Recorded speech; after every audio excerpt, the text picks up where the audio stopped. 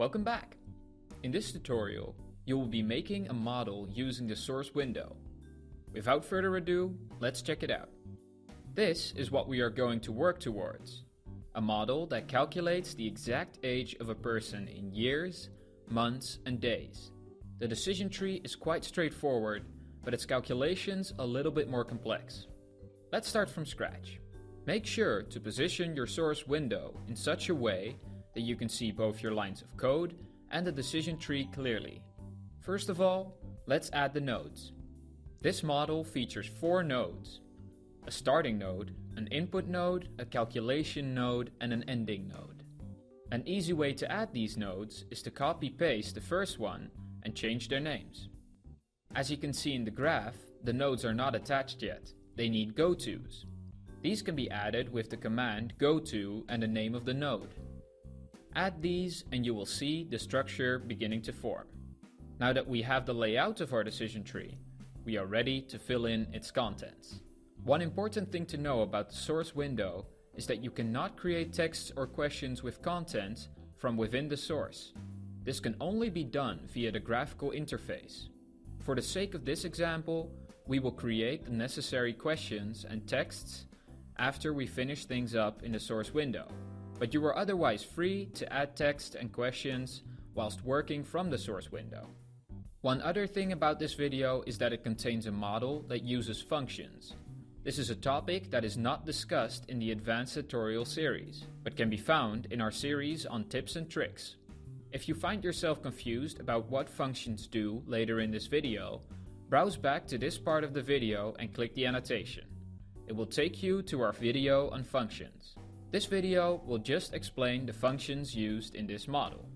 Now, let's continue. First, we are going to skip to the second node to add a calculation. This means that we are adding a variable, for which we will need to insert var and the variable name under the name of the node. The variable's name is today. We can add a calculation to the node by adding a colon and an equal sign after the variable name. Here is where our first so-called function comes in. Functions are built-in calculations that are often used in the Berkeley studio. They serve as handy tools to quickly insert something that would otherwise take a longer time to establish. For example, the function that we are using here is called now. This function calls the date of today. So the calculation that I just wrote states that the variable today equals today's date. Moving on. The calculation node is definitely the trickiest one in this model. In this node, we will be making 3 variables that will compute the user's age in days, months, and years. First, we put in the calculation for age_years. This contains another function named age.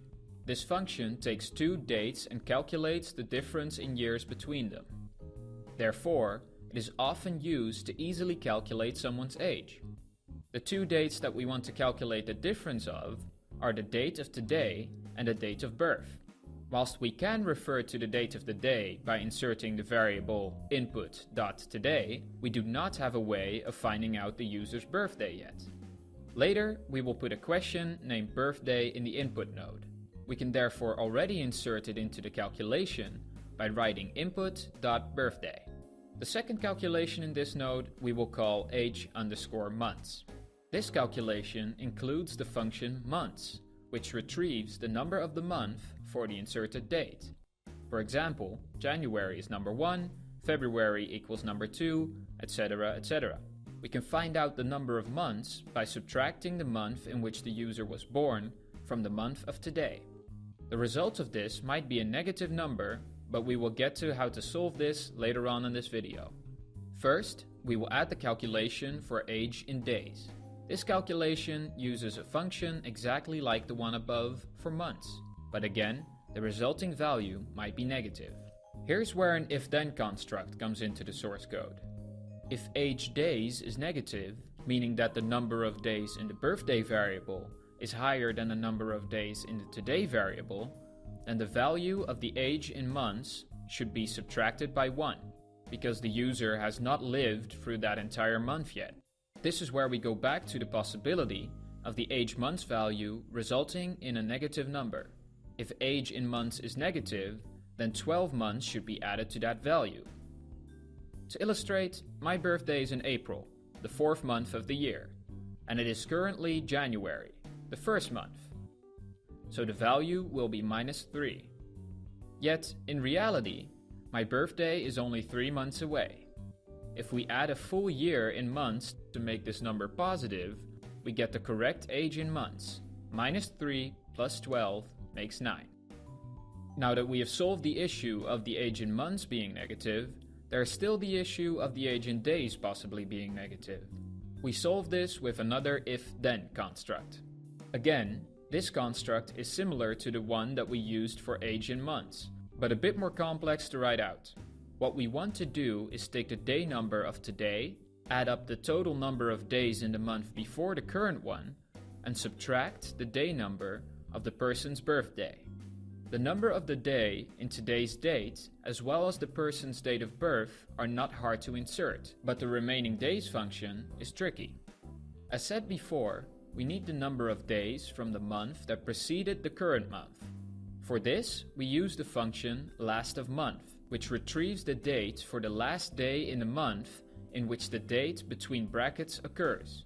So, what we have to do still is insert the date of the month before this one in brackets. For this, we use yet another function named addMonths. In addMonths, you give a date and the number of months you want to add to it. In our case, we want to subtract 1 month from the date of today. So what we write is input.today, -1. The calculation is now complete. And that's all for the source window. To finish things up, there are a few things left to do through the graphical interface.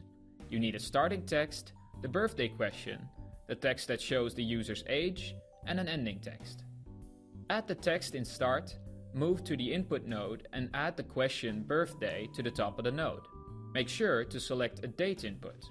In the calculation node, we will make the age of the user appear by inserting variables into text. Something like this will do. Lastly, add an ending text in the last node. Save the model and run it using the Berkeley runner. You can now calculate your exact age with a decision tree that you made. Now that you know how to build from within the source window, continue to the next video in this advanced tutorial series.